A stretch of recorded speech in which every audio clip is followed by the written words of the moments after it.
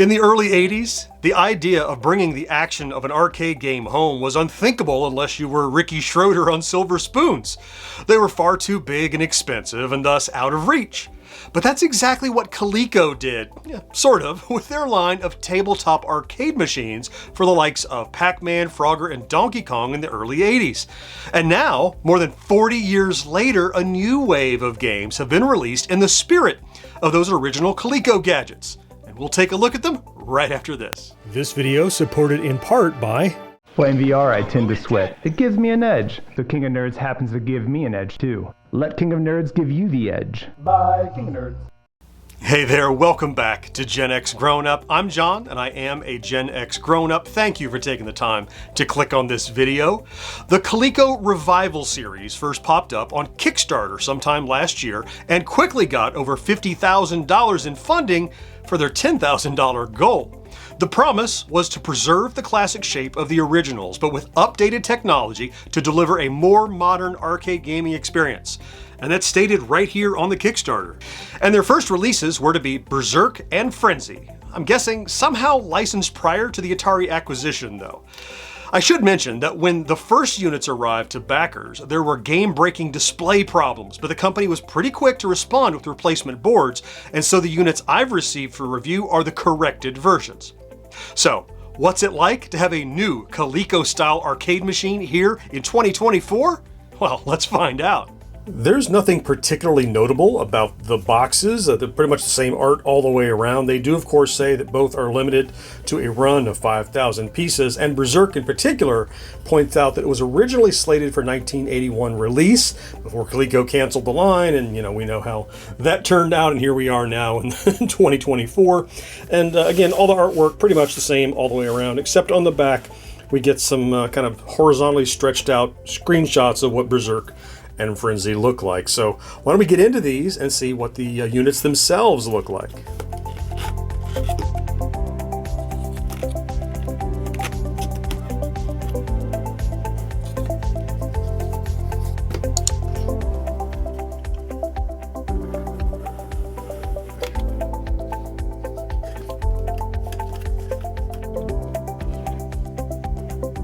Once unpacked, we have our Berzerk and our Frenzy cabinet. They both have a USB power cable, not charging, no internal battery. You can power them USB, or you can put in batteries, plus a little manual here. And both manuals are a very simple kind of flyer. This is like a single 8.5 by 11 sheet that has been printed and folded in half. Look, how do you play the game? How do you plug it in USB? Frenzy, more of the same, but with a little bit more detail and some information on both sides here. Now, one thing of note to point out is that this still says Stern's Frenzy. Now, we know Atari purchased Berzerk and Frenzy, but this licensing deal, because it was a Kickstarter, likely started well before that purchase was made, and therefore they had licensed it, both of these games, from Stern. So, those are instructions. We won't be needing those. Outside of the artwork, the decals, and the coloration of the mold, these two cabinets are, for better or worse, identical. I mean, we're only going to do a physical tour of one of them, but you can look and see they both have a joystick in the same place, the same mold, start and select button, same 4 buttons, of which we only need 1 button for Berzerk, so why all the buttons? So let's do a quick hardware tour and show you around the outside of these cabinets. Throughout the course of this video, we're going to be comparing these things to the original Coleco cabinets. And I think it's a fair comparison because this is the Coleco Revival series. The implication is that they are trying to reproduce what we got with these cool things in the 80s with a modern flair, which I get. And the basic mold, they pretty much got down. I mean, if you look at the lines of this thing and the angle of everything, I think they probably just put an old one in a mold and duplicated it. It feels like the exact same dimensions and the same everything in terms of height and depth and angle and all that. I will point out just how big, like for example, this vertical Donkey Kong screen is, and how small this little, I think it's like a 2.75 inch screen inside of here, which we'll get to in a second, but it's pretty small physically in comparison to the rest of the cabinet and in fact the whole bezel around it. And just before I put away this Donkey Kong, a couple of things worth pointing out. The big joystick here, the 4-way joystick that has screw in the top and a little hole inside, a bit of that's preserved. And then the button for the Donkey Kong, for all these that had buttons in fact, is a great big long throw button with a spring underneath it. You can really tell you would match that button. So if this is what we're going for, this is what I'm going to use to compare it to when we move forward. So let's start with this artwork on the side. Yes, this is the same kind of stark artwork you would have seen on the side of a real Berzerk cabinet. Of course, it wouldn't have been this burgundy red color, but the artwork, I think I said in my previous review of the New Wave toys, it reminded me of like chalk on a chalkboard. I've since learned they actually spray painted those with a stencil. But yeah, that's preserved here. It looks good. The marquee up here does not light up, just like you would expect it to not light up on one of the old Colecos. We have some top art here that is just some creative license. It's a maze and a robot. Same art here. And on the control deck, just this kind of laser blast design. Almost literally nothing to see around back. Same design, these little fins inside of that you would have seen on the original Coleco. And then way down here is a power port. And you might notice this is actually a micro USB, not a USB-C power port. Look, it's 2024. I don't know how many pennies people are saving using this old technology. USB-C is more reliable, it's reversible, it's become universally accepted, and why we're still putting these on anything after 2020? Anyway, you can use the included micro USB cable to power it, or around bottom you'll see there is a battery door, so you have to unscrew that little screw and you can put in 4 AA's if you like to power it that way. Also, some nice big rubber feet on the bottom to keep this from slipping around on your table. Now back around front, we already saw this decal for the marquee as we were looking at the artwork, though I noted that the Stern logo is already missing from here, even though this was licensed from Stern, I guess. Maybe they could smell the blood in the water and said, take our logo off of it. I don't know. Down below that, you can see there's that little screen in the middle of a somewhat Berzerk maze sort of artwork around the bezel, and the speaker is right here, just below the screen, forward firing, so I have high hopes for that. And before I hop up to the control deck, just point out that the front has a headphone jack as well as a volume slider, just kind of as a variable volume. You can slide that down and up.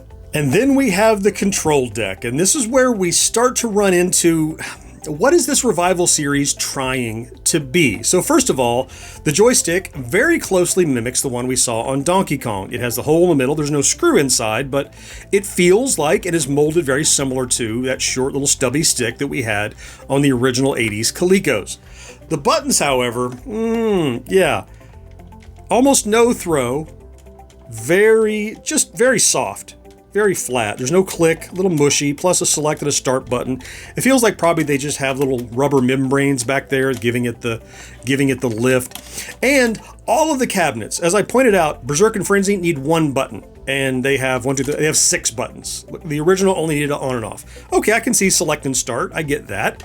But why all the buttons? Look, we know why all the buttons. They're using the same mold for all of these. They did these 2, plus they did a race car game called Top Gear 2, whatever it is. Even that didn't use all 4 buttons. And yet, rather than a customized control panel, as we saw in the 80s, so you're stopping short of doing a custom Berzerk cabinet. You're using kind of a universal cabinet to put Berzerk into. So, not quite the same feel, again, but you're calling this Coleco Revival.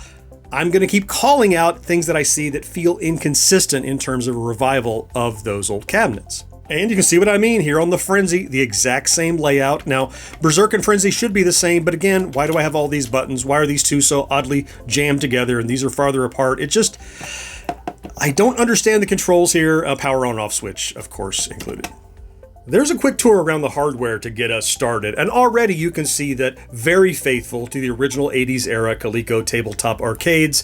Controls, maybe not so much as I'd said, screen, maybe not so much, but overall, like sitting on the shelf next to a 40-year-old one, I think you could fool somebody into thinking that this was, until you start digging in and looking closer, this was one of those that first came out in the 80s. Next, let's power them on and take a look at the software running inside. Just before we check out the gameplay, I'll take a moment to remind you that you can find plenty of cool and nerdy designs on shirts, mugs, stickers, and more over at our merch store at GenXGrownUp.com/merch. There are even some pretty cool Berzerk-inspired designs, and every purchase not only gets you something neat, but also goes to support the next GenXGrownUp video, just like this one. Okay, let's go play. All right, fired it up and immediately coins detected in pocket. And you can immediately see this is not the arcade ROM. It's not even a version you've likely played before. Looks good. I mean, it looks like Berzerk. This is the attract mode. And Berzerk 5000, Frenzy 3000. I wish I knew what that meant. Extra man at 5000, I guess, but something happens at 3000. And look, this was coded in 2016 by a well-known, really talented homebrew author. Bob does great work, but this is not even something I can be nostalgic for other than being a brand new port that I've never played. It's and I did a little digging to find out it's actually an NES port that he wrote. So, all right, well, so what are my options? I can hit select, 1 player to 2 players, game type is Berzerk. I'm going to go out on a limb and guess that maybe this initially was a dual ROM that had Berzerk and Frenzy, and it's been carved out with just one or the other here, because there are remnants of Frenzy. Yeah, I don't know. I'm not sure. Let's give it a try. Start to begin. There we go. Yeah, I mean, sounds are close.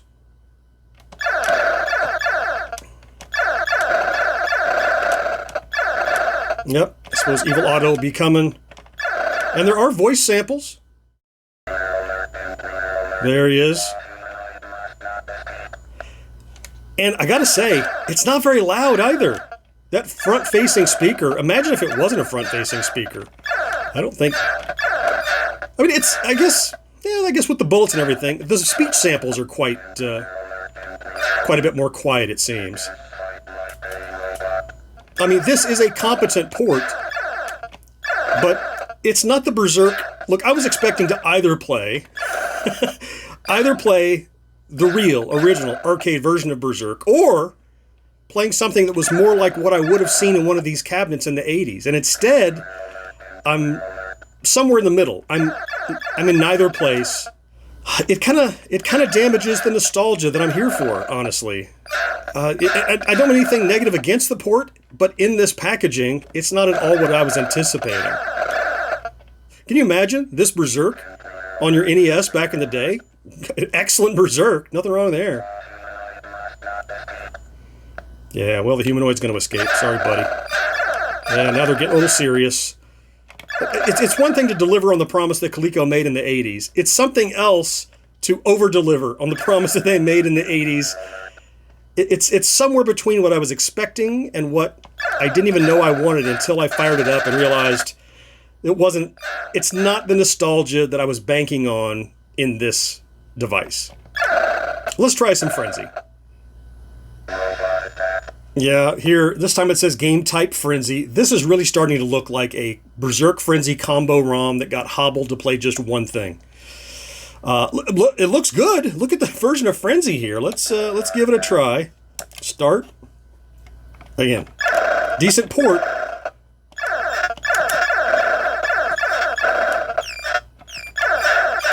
Look, and don't get me wrong, I am enjoying this port of Frenzy. But in this cabinet, in 2024, it's not what I thought I was signing up for. It's not what I was expecting to add to my Coleco collection. It just kind of falls somewhere in the middle of what I wanted and what I got. Woo! Otto is aggressive. Run! Run! Yeah, I'm finding if I forget that I'm playing this on a Coleco throwback cabinet, perfectly serviceable port, but I am playing it in a Coleco throwback cabinet, and something about it just doesn't feel right.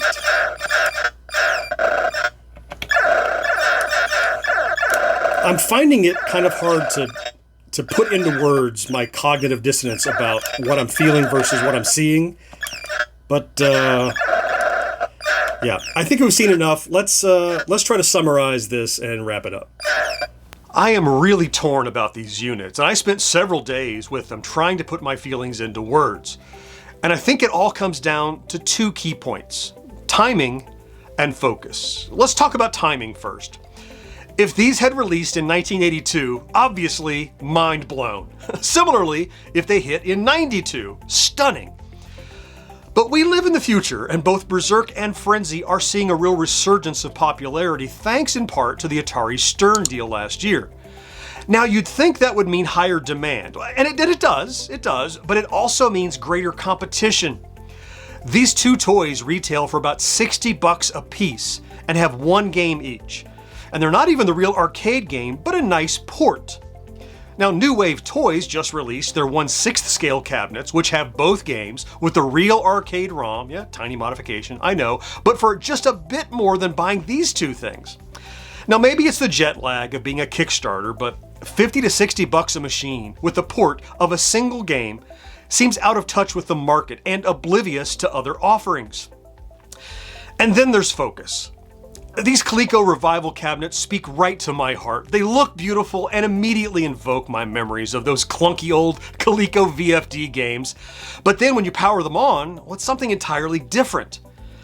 Including NES homebrew ports of these games was, in my opinion, a huge misstep. If your focus is nostalgia for the old games, don't just be a Me Too NES on a chip toy.